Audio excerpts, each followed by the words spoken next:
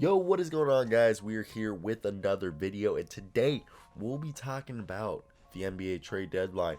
And we got a lot to talk about. If you guys do not follow The Athletic or Bleacher Report or any of the popular NBA sources, then here is your chance to hear what's going around the NBA rumor mill. I want to hear right now, down below in the comments, what do you guys think is the man going to be traded? Is it going to be Aaron Gordon? Is it going to be Evan Fournier? Is it going to be Kyle Lowry? Is it going to be Javale McGee? There's so many names flying around. And let's just get into today's video. First, we're going to talk about Javale McGee. There is a huge market developing for this guy. This guy's been playing 15 minutes a night. And you're thinking, that's not much at all. But in those 15 minutes, he's getting 8 points, 5 rebounds, and a block and a half a game.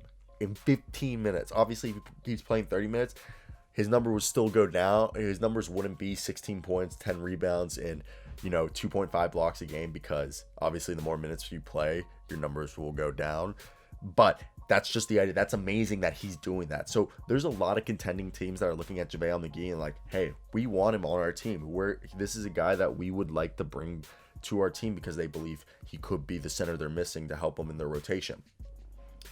Now, there are rumors that Kyle Lowry and Norman Powell will be moved, that the Raptors will be going into either a rebuilding or a retooling. I hope it's a retooling more than a rebuilding. Hopefully they just trade away Kyle Lowry, who is the greatest player to ever don a Toronto Raptors jersey. You could argue that is also Vince Carter, Tracy McGrady, or DeMar DeRozan, but Kyle Lowry is in that conversation and might be probably leaving that conversation. And hopefully they can keep Norman Powell, so they can build around Norman Powell, Fred VanVleet, Pascal Siakam, OG Anunoby. I don't know why I said that weird. But Kyle Lowry will definitely be moved. He's on the final year of his deal. It's expiring. Let's go get some draft capital for him. So, I want to hear right now, where do you think he'll go? Is it going to be Philadelphia? Is it going to be Miami? Is it going to be Brooklyn? There's a lot of places. I want to hear, where do you think he could go? Could somehow the Clippers get him? Okay, Oklahoma City Thunder are always in the mention because they have so many players and they're always being willing to move. Sam Presti's so willing to move people. Kendrick? Is it Kendrick? Yeah, there'll be a picture around here. Kendrick Williams on the Oklahoma City Thunder was basically a throw-in the Steve Adams trade. And he's a guy who is pretty decent at ball handling, is a plus rebounder, plays tough defense, and has very high basketball IQ. And for just $2 million, he is like literally signed for 2 more years after this year. And he's a guy who who's willing to shoot the three-pointer, plays smart basketball. Yeah, he isn't an elite athlete, and he's willing to shoot, but he's not a great shooter. But everything else, rebounding, hustle plays, defense, he's a guy that a contending team would love. Like the Los Angeles Lakers would love a guy like Kendrick Williams, or any contending team. The Boston Celtics would love this guy. Now, let me do a little Flo's nays. And we're going to do Nuggets and Aaron Gordon. Ooh, is that actually going to happen? So, Aaron Gordon's going to 3 teams right now. This is where I'm putting it down. First 2 teams, the Nuggets and the Boston Celtics, are duking it out right now.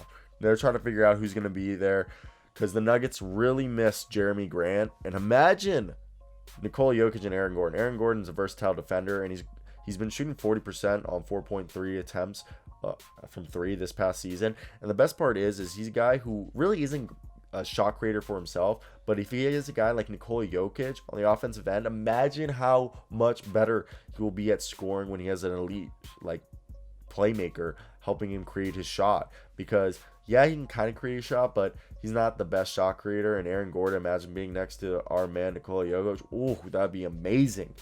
And he's already a great defensive impact, and he would just help the Nuggets so much. But then you could argue, imagine the Boston Celtics, same idea, even though they don't really have it. There is Kemba, but they are lacking, and there is Teague, and there is Payton Pritchard, but they don't really have an elite facilitator like the Nuggets do. So I would love Aaron Gordon to either go to the Boston Celtics or Denver Nuggets. The third team, I think you could tie it between the Portland Trailblazers, Minnesota Timberwolves, and the Houston Rockets. One of those 3 teams is the third team that could possibly be in there.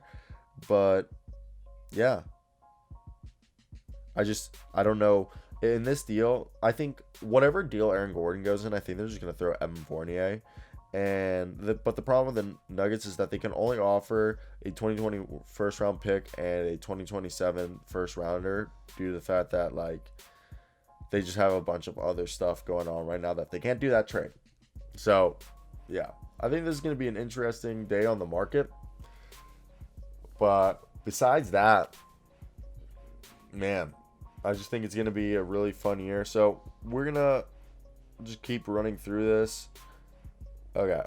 So the other guys that they've talked about, I just talked about Evan Fournier. He's been having interest. His deal's expiring. He's $17 million. I firmly believe. Oh, that was gross. Oh, I gotta spit now.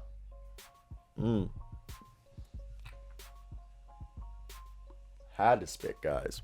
If having to swallow that on camera, I'm sorry.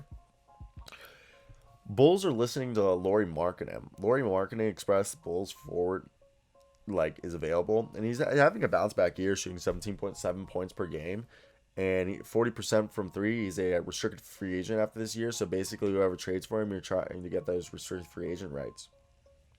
Makes sense. That's what you got to do. Then you got Victor Oladipo, the Rockets guy. He's not staying. He's either going to go to Miami or Golden State, and nobody's going to offer him shit for him because offer a second round pick. If not, wait till free agency. And the Celtics are looking to make multiple moves, is the rumor. And so basically, Dan Gilbert had a stroke 2 years ago, and he basically doesn't interact with the basketball at all. And right now it seems like Grant Gilbert, his son, who's 23, could be on the fast track of owning the Cleveland Cavaliers. And that brings in the question, will LeBron James eventually buy the team?